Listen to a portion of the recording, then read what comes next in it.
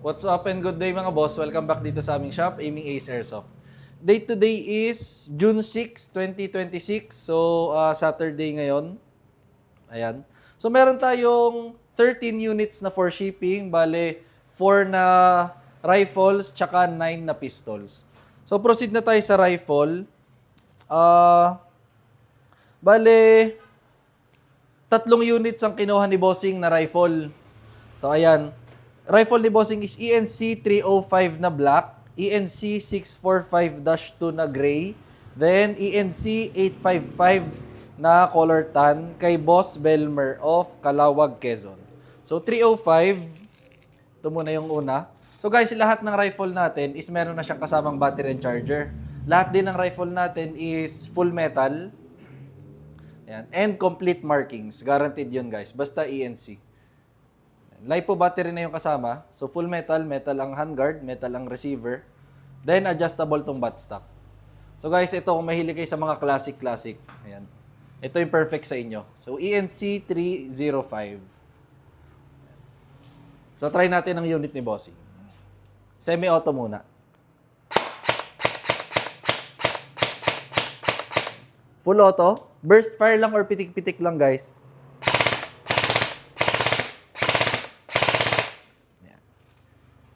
ENC 305.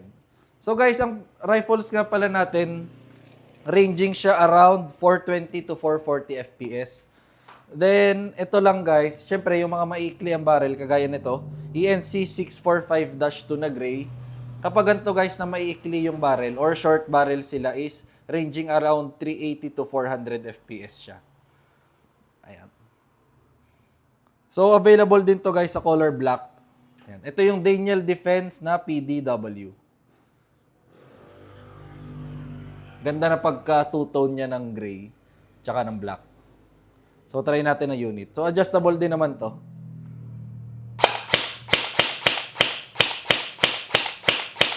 Full auto.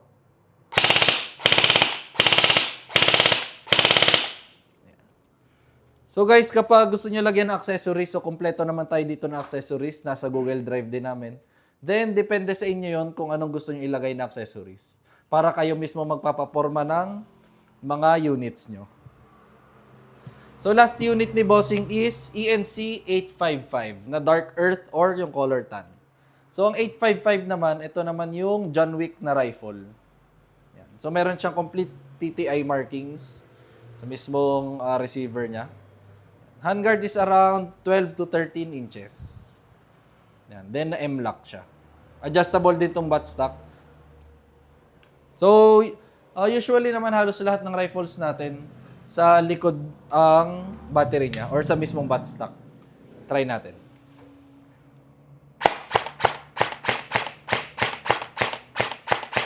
Full auto.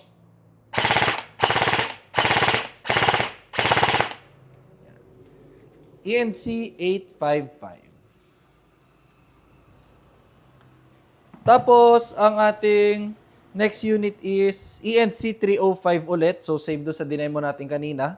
Kay Boss Mark of Bacolod, Negros Occidental. ENC 305. So, same lang naman siya, yung M4 na classic. Ayan. So, hindi ko na masyadong papakita. Complete markings naman lahat ng ating mga rifles. Try natin. Full auto.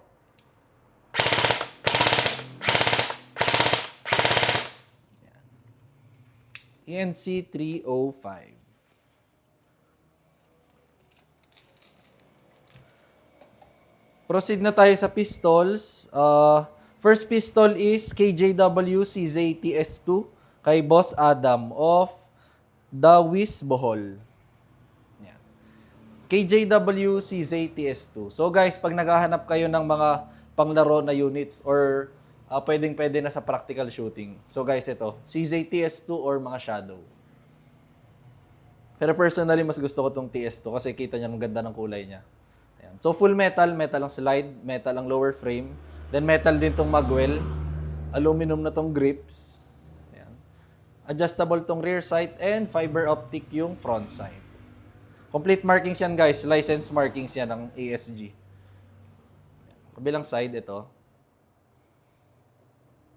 So guys, isa pa, kung mapapansin nyo, ang mga TS2 tsaka Shadow, half slide lang siya.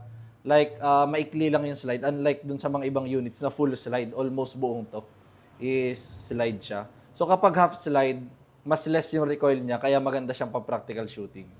Tsaka syempre, internal parts nito, maganda na. Kaya sulit na sulit. Though medyo pricey siya, pero as in, sobrang sulit naman. So 30 rounds magazine capacity, try natin.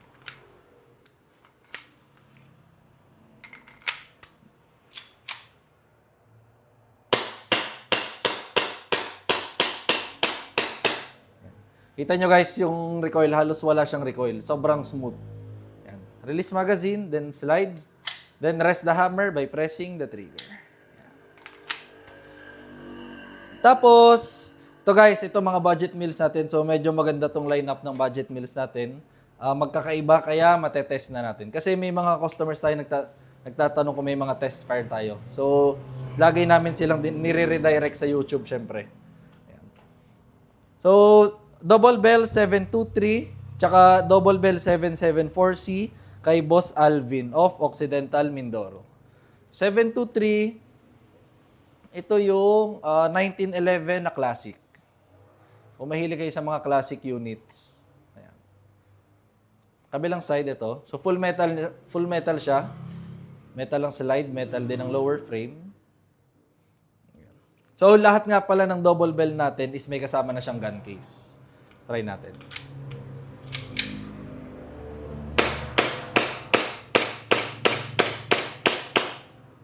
Slide lang. So for safety purposes guys, palaging gagawin to. Release magazine, then release the slide. Rest the hammer by pressing the trigger. Yan. For safety purposes. Second unit ni Bossing is Double Bell 774C. Ito naman yung Glock 18C. So kapag Glock 18 guys, meron siyang semi and full auto. Ito yung selector. Then lahat ng Glocks is metal ang slide, polymer ang lower frame. So kahit sa real steel or sa totoo naman is ganyan talaga. Yan. So try natin. Try muna natin yung semi-auto. Full auto, baba nyo lang tong selector. Make sure nakasagad. Then burst fire lang or pitik-pitik lang. Slide lang. Then guys, palaging ibabalik ng semi-auto. Yan. Next unit, Double Bell 721 kay Boss Ridsmar of Zamboanga del Sur. 721, ito yung Glock 17. So Glock 17 guys, semi-auto lang yan. So yun yung difference nila ng Glock 18. So metal din yung slide, polymer yung lower frame. So, try natin.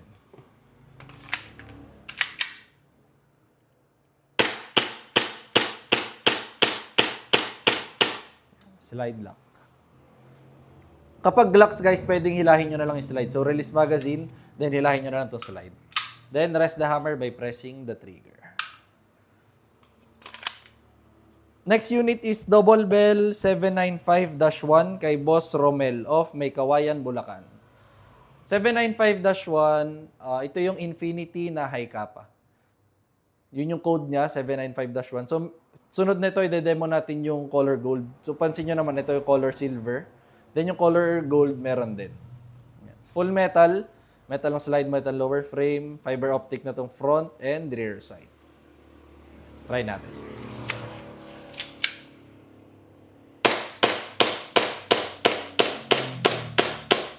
Slide lock. Tapos, sunod is Double Bell 795 kay Boss Sherwin of Zamboanga City, Zamboanga del Sur. So, ito yung sinasabi ko sa inyo. Ito yung color gold na version. So, same lang naman sila guys. Pipili lang kayo kung anong gusto nyong color. Try natin.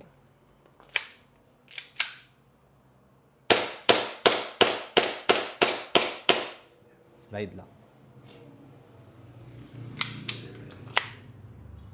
Next is Double Bell 303 kay Boss Jolon of Misamis Oriental.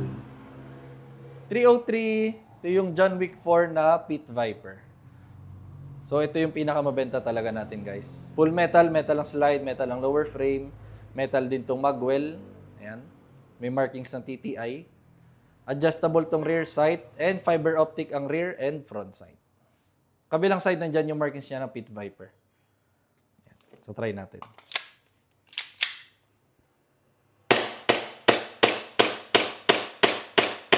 Ayan. Slide lang. Next is Double Bell 304B kay Boss Nolly of Bulusan, Sorsogon. 304B, ito yung John Wick 4 na Sun Viper. Full metal din naman guys. So difference ng Pit Viper tsaka ng Sun Viper, ang Sun Viper guys is made for red dot. So kung gusto nyo lagyan ng red dot ang unit nyo, so ito yung perfect sa inyo. Sun Viper. Kasi ang Pit Viper is, kita nyo, meron na siyang sights. Ayan, meron siyang rear and front sight. Ayan.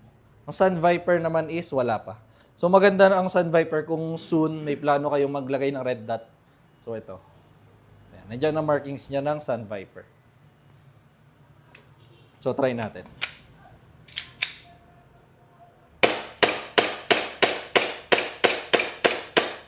Slide lang.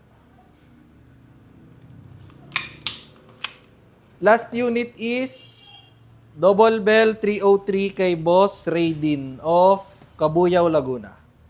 303, ito yung John Wick 4 na Pit Viper. Yung dinemo rin natin kanina.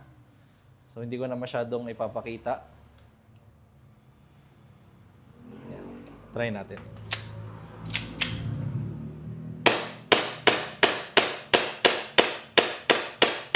Yan. Slide lang. So, ayun lang naman mga bossing. Maraming salamat sa pagtitiwala nyo sa amin. Then, Saturday ngayon, so close ang shop tomorrow. Happy weekend sa atin. And, if may inquiries kayo, message lang kayo sa aming page, Aiming Ace by CJO. Thank you.